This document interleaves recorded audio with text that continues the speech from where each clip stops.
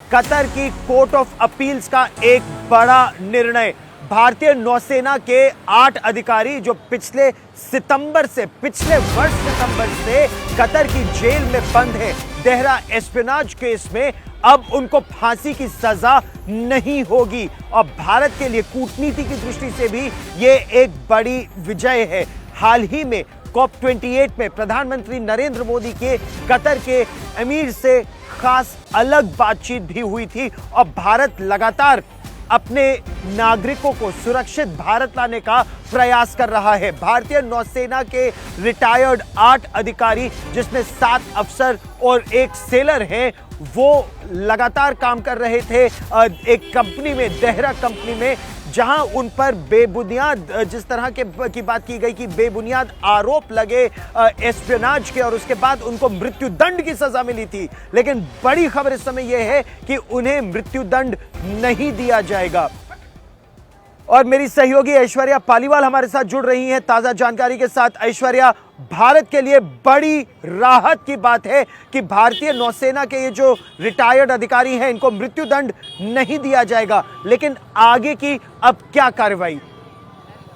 देखिए गौरव, आपने एकदम ठीक बात कही। प्रधानमंत्री नरेंद्र मोदी भी ये जो केस है इसको लेके बार बार कोशिश कर रहे थे कि बैक चैनल टॉक चलती रहे, और इसमें फोरफ्रंट में थे हमारे जो मिनिस्टर है एस जयशंकर। वो कई दिनों से, कई महीनों से, जैसे आपने बताया कि सितंबर से ये लोग जेल के अंदर बंद है, तब से इनके ऊपर मुकदमा चल रहा है, तब से कार्रवाई चल रही है। तो प्रधानमंत्री नरेंद्र मोदी अपने लेवल पे और external affairs minister S Jaishankar अपने लेवल पर बैक एंड टॉक्स कर रहे थे, जिसकी वजह से आज हमने देखा कि थोड़ी सी राहत मिली है।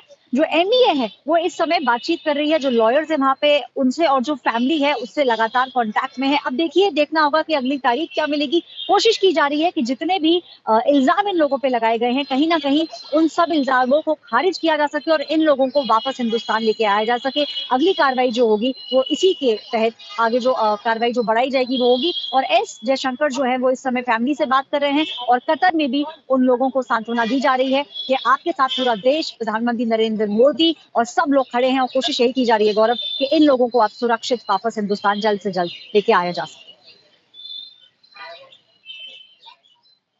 तो कोर्ट ऑफ अपील्स, क्योंकि जो ट्रायल कोर्ट था उसमें मृत्युदंड की सजा दी गई थी, उसके डॉक्यूमेंट्स बाहर निकलने में कुछ समय लगा, डिटेल्स बाहर आने में समय लगा, लेकिन फिर कॉन्सुलर एक्सेस भी मिला। भारतीय दूतावास को इन अधिकारियों से बात करने का मौका मिला, उनको एक अलग जगह शिफ्ट किया गया जहां वो एक दूसरे से बात कर सकते थे, नौसेना के अधिकारी, पूर्व अधिकारी। उसके बाद उनके परिवारों से मिलने दिया गया।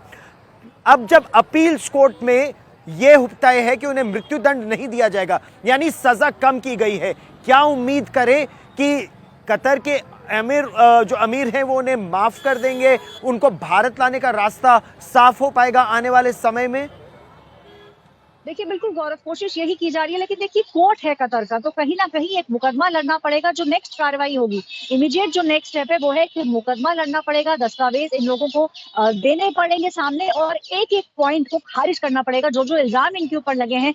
8 के 8 लोगों की को जो है अब थोड़ी सी लंबी लड़ाई कोर्ट के अंदर लड़नी पड़ेगी। लेकिन देखिए, राहत की बात यह है कि जिस तरीके की एक मुहिम हिंदुस्तान में छेड़ी गई थी, और जिस तरीके से प्रधानमंत्री नरेंद्र मोदी और जितने भी बड़े यहाँ के जो नेता हैं जिस तरीके से बैक चैनल टॉक्स कर रहे थे, उससे एक चीज तो क्लियर हुई है कि उतना हार्श अब जो भी पनिशमेंट होगा उतना हार्श नहीं होगा। लेकिन अब लंबी लड़ाई जो है वो लड़ी जाएगी। कोशिश एमईए की तरफ से यही रहेगी कि जो फैमिली मेंबर्स है वो लगातार इन लोगों से मिलते रहे, और इन लोगों को काउंसलर एक्सेस जो है वो बंद नहीं होनी चाहिए, और लॉयर्स जो हैं वो भी, जो फैमिली है इनकी यहाँ पे हिंदुस्तान के अंदर, उनसे कंटिन्यूअसली टच में है। विदेश मंत्रालय ने यह कहा है कि अभी कतर की अदालत ने क्या कहा है, एक लिखित आदेश की प्रतीक्षा है। लिखित आदेश जब आ जाएगा तो उसको विदेश मंत्रालय उसे स्टडी करेगा और उसके बाद अगली कार्रवाई की जाएगी इस मामले में। लेकिन जब यह निर्णय भी अदालत में सुनाया गया तो भारत के जो राजदूत थे वो वहां मौजूद थे, जो कॉन्सुलर एक्सेस जिन अधिकारियों ने मांगा था वो सब उस समय कोर्ट में मौजूद थे।